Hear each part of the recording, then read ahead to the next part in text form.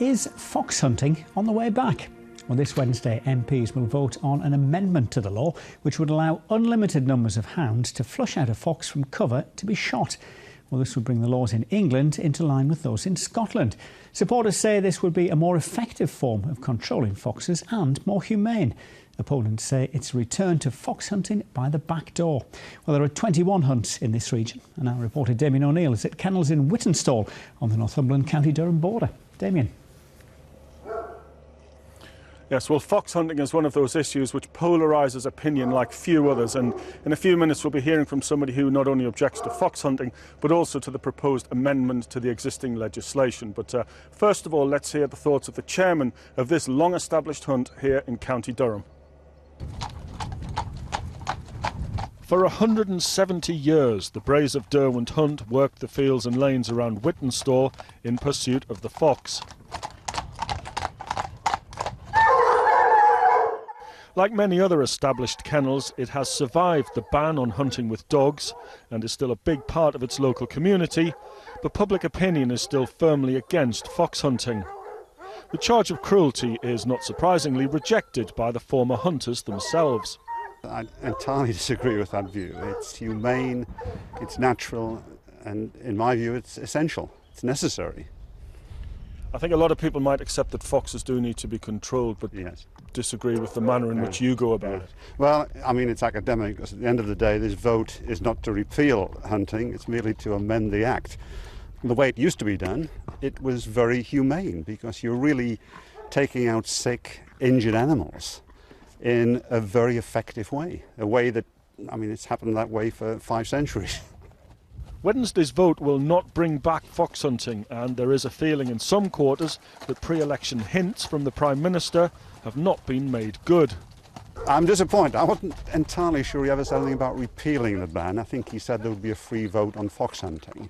Did you take that to mean? I did. A lot of people did, but politically it may not be expedient. I don't know. I think there is a big issue with the Scottish MPs.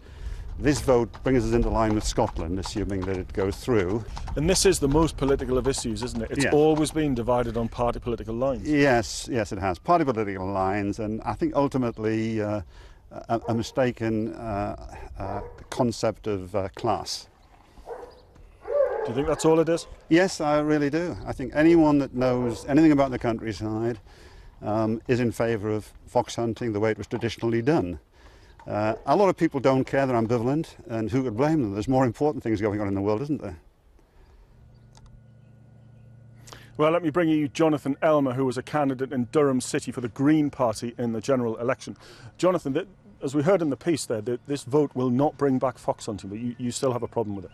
Well, I disagree. I think it will bring back fox hunting. I think it's a backdoor attempt to bring back fox hunting, because the effect of the vote is to render the existing legislation unworkable, impossible to enforce, because it enables foxes to be flushed out by the entire pack rather than just to individual hounds. Now, when it comes to policing that legislation, determining whether or not that pack of hounds is hunting a fox or flushing it out, it becomes farcical. And I think really that's the purpose of trying to use a statutory instrument to undermine the existing legislation. So you think they should have just come clean and say we want to bring it back? Is that what you're saying? No, I'm saying that if they want to do something with that legislation, it should be debated as a piece of legislation by the Houses of Parliament across party, and potentially a free vote. So if there's a need to change, the democratic process should be involved in that rather than some backdoor attempt. But you also object per se to the whole idea of hunting with dogs? Absolutely, I do. I think it's cruel and barbaric and inhumane, and I don't think that potentially comes across. I've observed numerous hunts, and the stories I would have to tell you about the things I've seen the hounds doing to foxes don't make tea time news, so I'm not going to go into those stories.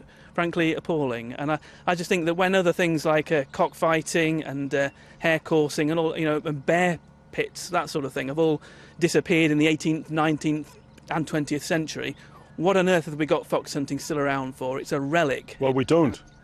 We don't have fox hunting. Well, there's a chance that it might come back because of this. It's extremely concerning, and I hope your viewers certainly wake up to that. What's going on here? We'll have to leave it there. Thanks for joining us. There'll obviously be much more on this in the days ahead, but for the moment, Jeff, it's back to you. OK, Damien, thanks very much for that. And you can join in what could well be a pretty lively debate on the Look North.